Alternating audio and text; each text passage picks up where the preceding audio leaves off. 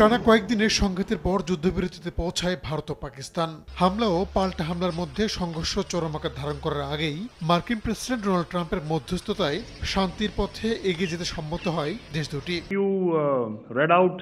রোববার সাম্প্রতিক সংঘাত নিয়ে আনুষ্ঠানিক সংবাদ সম্মেলন করে ভারতের সামরিক বাহিনী। যুদ্ধবিরতি লঙ্ঘন করে পাকিস্তানের হামলার তীব্র প্রতিবাদ জানানো হয়। পুনরায় এমন ঘটনা ঘটলে সেনা কমান্ডারদের তা প্রতিহত করতে পূর্ণ ক্ষমতা দেওয়া হয়েছে বলে জানায় ভারতের সামরিক বাহিনী।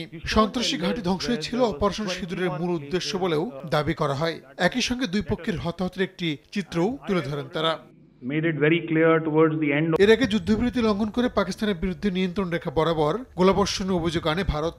যুদ্ধবিরতিতে সম্মত হলেও আপাতত স্থগিত থাকছে সিন্ধু নদের পানি বন্টন চুক্তি বলে উল্লেখ করা হয়।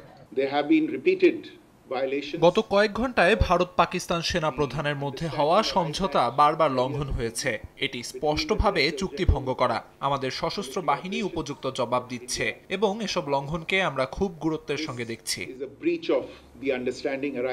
মোদী প্রশাসনের অভিযোগ অস্বীকার করে পাকিস্তান দাবি করেছে দেশটির কিছু এলাকায় ভারতীয় সেনারা যুদ্ধবিরতি লঙ্ঘন করেছে। তারপরও সেনারা দায়িত্বশীলতা ও সংযমের সঙ্গে পরিস্থিতি সামাল দিচ্ছে বলে দাবি পাকিস্তানের পররাষ্ট্র মন্ত্রণালয়ের।